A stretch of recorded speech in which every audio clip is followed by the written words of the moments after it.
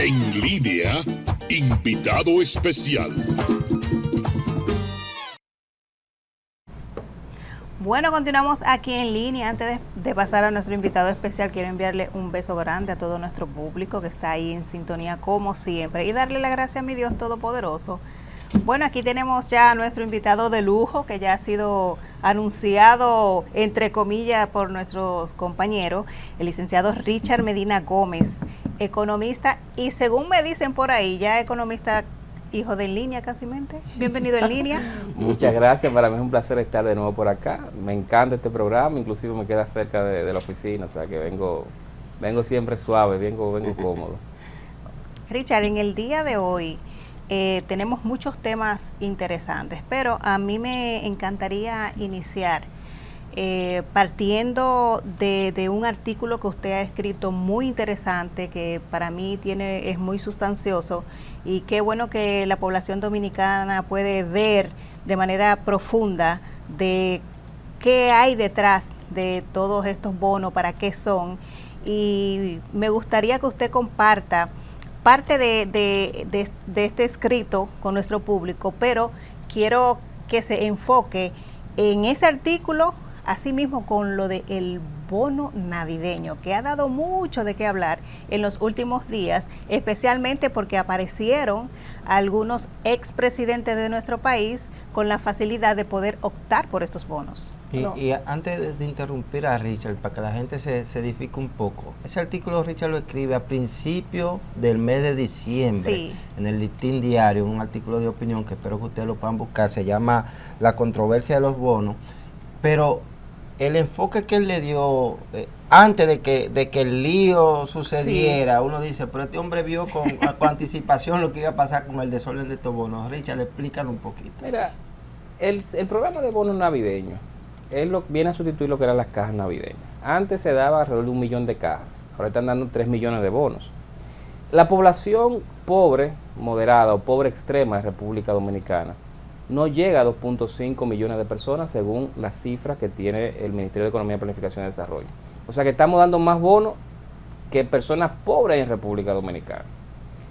Sucede que el gobierno, y eso viene de 2005, y yo creo que Margarita Cedeño es la persona de más calidad moral para hablar de esto porque fue quien mejor manejó el programa, tiene algo que se llama SIUBEN, Sistema Único de Beneficiarios, que es una especie de censo donde los hogares y sus miembros se catalogan en grados del 1 al 4. El gobierno, en lugar de tomar esa evaluación que tiene el gobierno, el mismo gobierno, donde tienes uno que se llama ICB 1, Índice de Calidad de Vida 1, para hogares que son prácticamente muy pobres o extremos, e ICB 2 para hogares que son pobres moderados. En lugar de tú tomar esa data, simplemente el gobierno lo que hace es que pone una cantidad inmensa de dominicanos mayores de edad, que ahí básicamente el que no sale como beneficiario de esa tarjeta es aquel o aquella persona que tiene un empleo formal, pero que eso no tiene ningún criterio de selección. Entonces lo que uno ve es que no tiene un espíritu, no tiene un objetivo de ayudar a combatir la pobreza o de llevar tranquilidad a los hogares para que tengan con qué comer en la cena navideña. Uno lo que ve es que es simplemente populismo lo que se está haciendo ahí. Y digo populismo, lo digo con la mayor responsabilidad posible, porque si uno toma, como se hacía en el pasado, el índice de calidad de vida 1 y 2, todos los hogares que hay, que son 932,000, y le duplica inclusive el monto, son 1.500, le das 3.000 pesos a cada uno de esos hogares, tú tienes para cubrir todo lo que necesita, todo aquel que necesita de ese bono en República Dominicana. Incluso te sobran 1.400 millones de pesos. Actualmente el programa está costando 4.500 millones de pesos, sin incluir el costo de la tarjeta, que es una tarjeta prepago. Y bajo ese criterio, que es simplemente focalizando y dándolo a los hogares que realmente lo necesitan, estás economizando 1.700 millones de pesos. Esa tarjeta se paga en dólares. Sí, se paga en dólares, pero imagínate que se quiere dar así. Yo creo, con cierto margen de beneficio, que ya tenemos la experiencia de quédate en casa, donde a más de 1 millón de dominicanos se le dio un subsidio monetario utilizando la cédula. O sea que no hay necesidad de utilizar una tarjeta de crédito, ni de débito, ni prepago, ni nada. Entonces se pudo usar esa experiencia, pero imaginémonos que por X razón se quiere utilizar la tarjeta.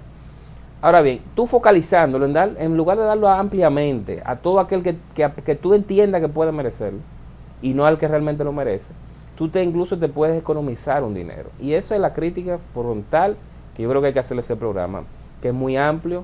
Ahí vimos que incluso 3 expresidentes de la República estaban metidos entre los elegibles, una cosa que uno no entiende porque los expresidentes tienen unas pensiones del nivel de su investidura.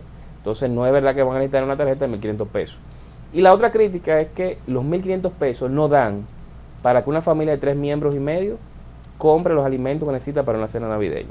Ni para un desayuno dan 1.500 no dan. pesos. Mínimo son 3.000 pesos, por eso la propuesta de que sea duplicado el subsidio y focalizado.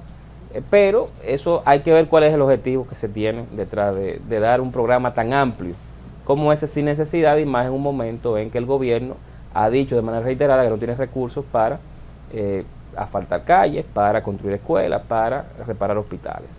Richard, partiendo del bono navideño, la gente ya estaba, acostumbrada, hacían 4 años con la caja y el movimiento de la Navidad. Sin embargo, yo pregunto, la gente ahora, cuando se acerca a nosotros como comunicador, nos dice que no se siente la Navidad, a pesar de estar distribuyendo esos bonos, que yo digo, por improvisación llegaron a estar esas personas que antes hacíamos mención. ¿Cuáles son las razones por las que la gente, tú crees, que no siente la Navidad a pesar de estar dando la brisita navideña? Yo creo que esta ha sido una de las peores Navidades que hemos visto, incluyendo la de pandemia. Recordemos que durante la pandemia venía esa brisa huracanada de todos los programas sociales que implementó Danilo Medina cuando fue presidente de la República. En estas Navidades se están combinando varios factores. Primero, esa tarjeta nadie sabe a quién se la dan al final. Y uno siempre escucha historias, anécdotas, de una persona que va a un supermercado y te paga con 3 y 4 tarjetas. Entonces, pero esto es raro porque se supone que es una tarjeta por persona, una tarjeta por ciudadano. Pero tenemos esas anécdotas que no se han investigado y yo pienso que en algún momento se deberían investigar. Lo segundo es que la economía está lenta. Black Friday, Cyber Monday y todo el periodo navideño se ha pasado, y tú lo puedes preguntar a diversos comerciantes, diferentes personas que venden plásticos, que están en el sector servicios, que están en el sector alimentos, que están en manufactura, y hay una caída en las ventas. Y esa caída en las ventas se da más que nada porque no hay tanto dinero en circulación. No hay tanto dinero en circulación porque los negocios y muchas personas están dejando de tomar prestado para ampliar inventario, expandir su producción, comprar un carro, hacer un arreglo de la casa, y eso tiene la economía más o menos congelada. La culpa de eso es del gobierno. Y voy a explicar por qué. El gobierno, cuando gana en mayo, Luis Abinader gana, de la forma en que sabemos las cosas que hizo para ganar, comienzan a hablar de que viene una reforma fiscal. Y en ese momento la conversación se mueve de que viene la reforma, como si fuera un lobo feroz. Pasan 5 meses, 5 grandes meses, y el gobierno no termina de mandar la reforma y lo hace en octubre. Ese es un periodo de incertidumbre, porque si usted es un empresario que está pensando construir una planta o mejorar su maquinaria, usted pone eso en pausa. Lo pone en pausa hasta que definan cuál va a ser el esquema tributario que le va a aplicar. Entonces, se pausó esas decisiones de inversión por parte del empresariado, pero también la población, los hogares, las personas, paramos las decisiones de comprar un carro, hacer un arreglito a la casa, irnos de viaje porque no sabemos qué viene. Tiran la reforma. La reforma dura 5 días, 5 meses supuestamente haciéndola, dura 5 días en el Congreso y hay que sacarla porque es una reforma mal hecha, no se conversó con nadie y tenía varios componentes que eran muy regresivos, es decir, que golpeaban más duro a los sectores de menos nivel de ingresos y en especial golpeaba a la clase media. O sea que fue una reforma fallida a todas luces. Entonces el gobierno, en lugar de darle tranquilidad a los sectores productivos, diciéndole no va a haber más reforma, da una declaración ambigua, eso es final de octubre, donde dice que vamos a ver cómo se equilibran las cuentas, no sé qué, no sé cuánto. Y es hasta final de noviembre que el gobierno finalmente termina diciendo que no va a aumentar impuestos. Entonces tenemos desde mayo hasta noviembre un ambiente donde nadie sabe qué va a pasar en 2025 desde el punto de vista tributario, porque puede ser que nos suban los impuestos. Y eso se une a un ambiente de altas tasas de interés. Si las tasas de interés están muy altas, pues yo decido no tomar un préstamo ahora y ver si la tomo después cuando baje. Y esa parálisis que se nota en la economía es precisamente por esos dos efectos. Richard, vemos esta parte que se trató de someter la reforma tributaria, que no fue posible hasta el momento. Y esto lo llevamos a que la entrega de los famosos bonos, que todavía no sé a qué nivel va, porque se han utilizado varios métodos. Primero estaba todo el mundo ahí dentro, no sé por qué no utilizaron el mismo programa de Supérate, que supuestamente hay 2 millones de afiliados. Se podía sacar al azar ahí una lista de las personas que ya están enroladas, pero bueno, sabrán ellos. Sin embargo, vemos que van a tener algunos 4.500 millones de pesos, ¿no? Ese es el costo de los bonos navideños. Ese es el costo, que van a salir a la calle desde diciembre, todo el mes de diciembre, y no sé qué tiempo dura para caducar la tarjeta, pero bueno, ¿qué impacto tiene estos 4.500 millones de pesos en la economía dominicana ahora, y qué nos va a costar en el 2025 estos 4.500 millones de pesos con la crisis que tiene actualmente la República Dominicana? Bueno, ese dinero es más que nada proveniente de deuda pública. El gobierno tiene unos déficits muy grandes que se van a seguir profundizando en 2025. Por eso es que el gobierno trata aceleradamente de hacer la reforma fiscal. Y es dinero que va, si se utiliza para consumo, porque no siempre se utiliza para consumo, a veces lo dejan en una cuenta y el gobierno mismo lo retira más para atrás. Si se utiliza para consumo, va a dinamizar el comercio de manera focalizada, de manera pequeña. No es un monto que mueva la aguja en términos macroeconómicos. Ya se dio la regalía, entonces vimos que no hubo un impulso de las ventas post el gobierno dar la regalía, el sector privado ya está dando la regalía también. Entonces lo que vemos es que son navidades tristes, son navidades muy frías. Richard, el Banco Central dijo en esta semana que hubo un aumento en la remesa de los dominicanos que viven en el exterior hacia la República Dominicana, que eso contribuye a la economía. ¿Tú crees que ese impacto de ese aumento de la remesa de los dominicanos pueda mejorar esta situación en diciembre de la economía? Mira, yo creo que el gran salvador de la situación dominicana después de la pandemia son dos nombres. Primero, Valdés Albizu. Yo creo que Valdés Albizu es un buen funcionario, es independiente del gobierno, no es parte del gobierno. Pero segundo son las remesas, porque las remesas van dirigidas sobre todo a aquellos hogares en condición de vulnerabilidad y tienden a ser muy anticíclicas, en el sentido de que las remesas normalmente crecen cuando la economía del país que las recibe, la economía del hogar que las recibe, va mal. Entonces funciona como si fuera un buffer, un amortiguador. Y creo que eso es lo que ha salvado la situación social dominicana, que ese dinero extra ha ido creciendo y viene precisamente a compensar la caída del ingreso que han tenido muchos hogares dominicanos en los últimos 3 años. En este caso, yo creo que es buena noticia recibir remesas, no es algo que dependa de nosotros, o sea, eso no depende del país que la recibe, depende de la diáspora, los dominicanos que día a día trabajan mucho, sobre todo en Estados Unidos y España, y son los que remesan. Y bueno, viene a fortalecer la capacidad de consumo de los hogares dominicanos que, como dije, se han visto en una situación donde sus ingresos han ido bajando en términos reales. ¿Y a qué se debe ese aumento del dólar que ha estado en escalada ya casi al 61 por dólar? Entonces, ¿a qué se debe ese aumento de la tasa? Hay dos temas. Uno es la coyuntura de este mes. Típicamente en diciembre, las empresas comienzan a reponer inventarios, a hacer órdenes de bienes que están en el extranjero, o sea, son importados, demandan más dólares y por lo tanto eso presiona al alza el tipo de cambio. Ahora, ¿por qué ha subido el dólar en los últimos 4 o 5 meses? Tiene que ver con el nivel de tasa de interés de Estados Unidos, que se mantiene alto, la tasa de interés del Banco Central, que comenzó a bajar aquí, y la diferencia con la de Estados Unidos se ha ido achicando, por lo tanto, sale quizás más lógico para algunos inversionistas sacar su dinero de aquí y llevarlo a Estados Unidos. Es un tema de lo que se llama diferencial de tasas. Pero también, cuando tú tienes niveles de liquidez relativamente bajos, niveles de liquidez relativamente bajos, donde tú tienes tasa de interés alta, pero no tienes tantos instrumentos, o sea, no tienen que colocarlo, pues no hay.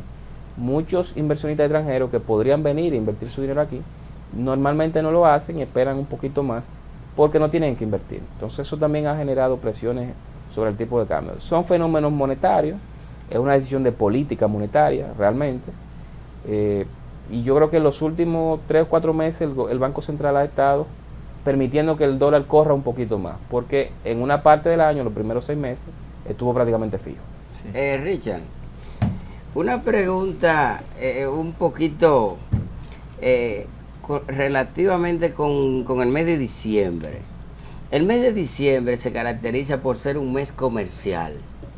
Generalmente la mayoría de las personas nos abocamos a querer comprar de todo en diciembre. Una orientación del economista, Richard, ¿es importante hacer esas compras en diciembre o cómo manejar eso? Bueno, yo siempre sugiero que si usted va a hacer alguna compra mayor, planificada, que aproveche especiales. Quizá ahora hay especiales, pero también hubo en Black Friday. Y si usted va a comprar artículos de temporada, por ejemplo, si va a comprar artículos de temporada navideña, espere en enero, que van a bajar de precio.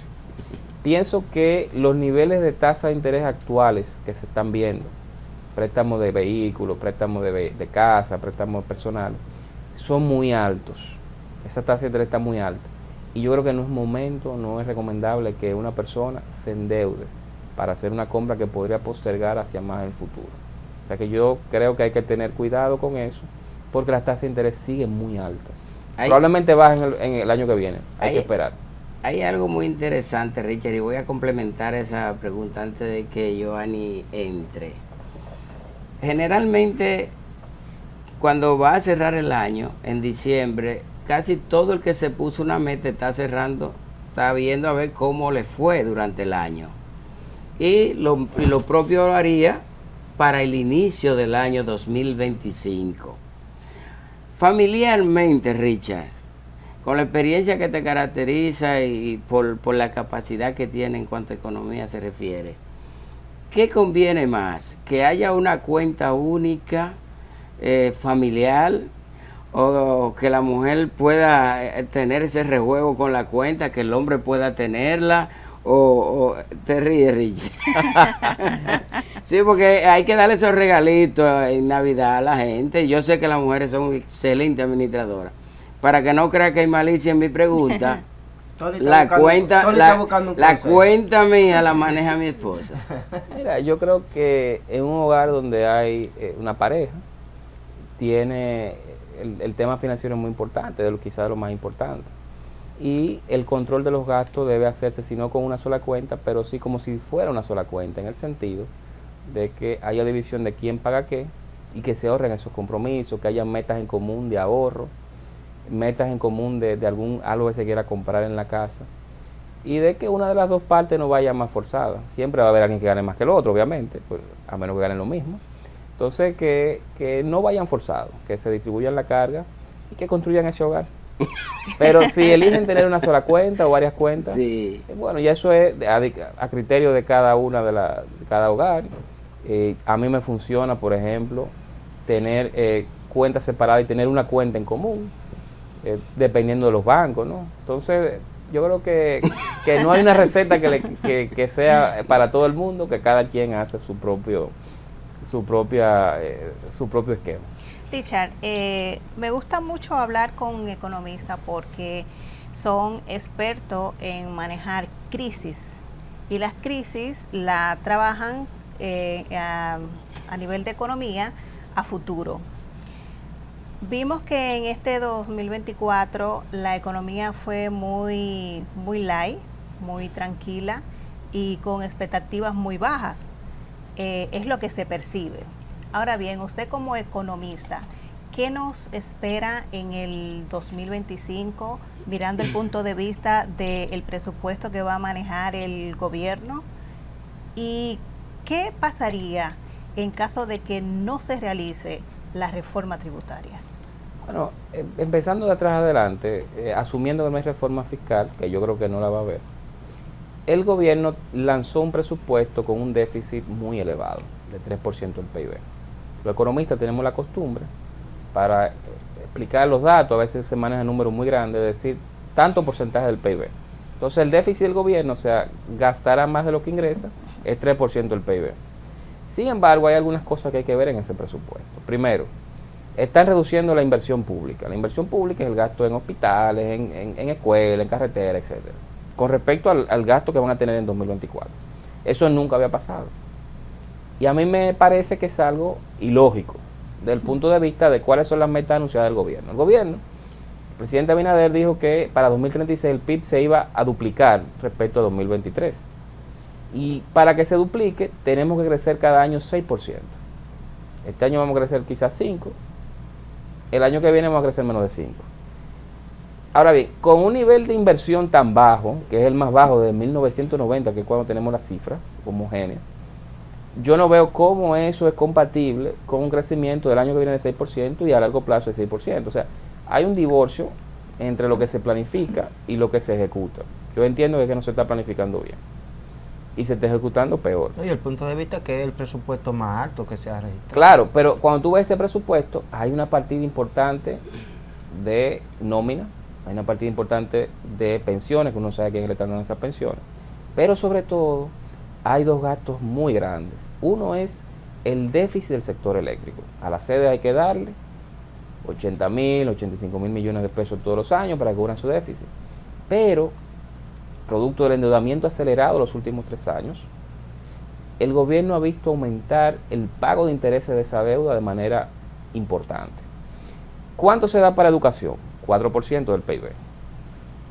Sin embargo, el año que viene hay presupuestado para pago de intereses de deuda solamente, eso es para los que nos prestaron dinero, 3.5% del PIB. O sea que ese es el segundo gasto individual más grande que tiene el gobierno el año que viene. Y eso es un número bastante grande. Si lo ponemos en perspectiva de cuánto cobra el gobierno de impuestos, de cada 100 pesos que el gobierno vaya a recaudar de impuestos el año que viene, más de 24 van a ir a pagar intereses de la deuda. Un número excesivamente elevado, de los más elevados del mundo. Eso no es normal. Y a eso hay que comenzar a prestarle atención. Entonces, debido a que el gobierno está esperando la reforma fiscal, yo creo que hubo gastos como ese de inversión que lo pusieron más bajito de lo que es. Entonces, a mitad de año probablemente vamos a ver un gobierno lanzando lo que se llama presupuesto reformulado, donde ellos van a sincerizar y van a aumentar algunas partidas de gasto. Y cuando eso pase, vamos a ver que el déficit no va a ser 3% del PIB, va a ser 3.5% del PIB. Y va a ser el déficit más grande de los últimos 10 años, exceptuando el año de la pandemia. Entonces, vemos una situación fiscal muy complicada. El gobierno yo creo que está entrampado. Ya los inversionistas extranjeros están viendo esta situación. Y lo que le queda es tratar de gastar lo menos posible, acomodar el presupuesto. Ya no van a tener el truco de adelantar impuestos, como han estado haciendo los últimos 3 años. Hay que salir a cobrar. Y al parecer eso no va a pasar. Richard, yo tengo una pregunta porque eso es lo que está sobre el tintero en República Dominicana ahora mismo. Y tiene que ver con la economía. Bernardo Arévalo, Guatemala, se ha limpiado la mano o las manos diciendo que ese contenedor de drogas, 9.8 de toneladas de droga, histórico en República Dominicana, nunca visto. Él dice que inclusive acusa, porque prácticamente acusa, de que la contaminación de esa droga fue aquí que se hizo, porque salió de algunas autoridades el pronunciarlo así. Te pregunto, Richard, por este maremondo que ha pasado aquí en este país en este momento y por lo que ha venido pasando en el proceso, inclusive tú sabes que el Congreso fue muy baleoteado con respecto a que habían hasta congresistas dentro de la droga. ¿Cómo nosotros poder evaluar en este momento esta situación? Mira, yo creo que es lamentable. Algo que siempre se ve diciendo, que hay un decomiso histórico de droga, Lo primero es que es más que nada ayuda de la DEA. O sea, el gobierno dominicano no es que ha cambiado sus métodos de detección. Es la DEA que está metida y está ayudando. Segundo, Yo no sé si es que realmente hay más decomiso de droga o es que se está decomisando la misma proporción y está llegando más droga por República Dominicana, que son dos cosas diferentes. No tengo datos, no, simplemente hipotetizo eso. Y tercero, con el tema de la droga, en un momento cuando Francisco Domínguez Brito y luego Radamés Jiménez eran procuradores, aquí se dio un fenómeno, y es que en un lapso como de 8 años, 7 u 8 años, fueron cayendo todos los grandes capos de narcotráfico de República Dominicana. Y ahí están los nombres. Yo no sé si fue Radamés Jiménez o Domínguez Brito que en un momento dijo que eran 10 y ellos lograron apresar y desarticular a 9 de esos grandes capos y sus estructuras. Pues nosotros tenemos mucho y no vemos esa situación. Por ejemplo, ahí salió que sí, hubo ese decomiso de más de 9 toneladas de droga, de cocaína. ¿Quién está preso? O sea, ese tipo de trasiego de droga, que al parecer se produjo en República Dominicana, hay que ver cómo llegaría esa droga a República Dominicana, no se mueve sola. O sea, no son dos tipos celadores, no es nadie de ese nivel. O sea, se está a la espera de una rueda eso de prensa. estamos esperando, y ojalá que se aclare, porque es que no es normal que tú decomises una cantidad tan grande de droga como se está diciendo, que entró a República Dominicana de alguna manera, y uno no ve a quiénes son los responsables. Bueno. O sea, yo creo que eso hay que irlo atacando, porque así es que realmente se combate el narcotráfico. Bueno, Richard, finalmente ya quisiera dejar que tú des un mensaje final para las personas principalmente que en este mes de diciembre malgastan o utilizan de manera desmedida las tarjetas de crédito. Un consejo para esa gente que traten de controlarse. Bueno, lo primero es que recordemos que el mundo no acaba el 31 de diciembre, o sea, seguimos en enero. Enero tiende a ser un mes muy largo, porque el pago viene siempre el día 10 o el día 15. Segundo, una tarjeta de crédito no es dinero extra que nos dan, es un dinero que el banco nos presta y que si nos atrasamos en el pago va a cobrar unos intereses muy onerosos, muy altos. Y tercero, siempre ser cauteloso. Estamos en unos momentos donde la economía dominicana no luce bien, hay que ver qué sucederá en 2025, yo creo que no va a ser un año bueno, y dado esa perspectiva que no es buena, creo que hay que ser cauteloso, disfrute, esté en familia, pero siempre recordando que viene un año después del 31 de diciembre. Bueno, licenciado Richard Medina, agradecerle, siempre llevando buenas informaciones a nuestro público y desearle a usted que pase una feliz Navidades y un buen año nuevo. Muchas gracias, igual para usted y para todo el que nos sintoniza. Gracias. Muchas gracias, Richard. Bueno, vamos a una breve pausa y retornamos con más de En Línea. En Línea, invitado especial.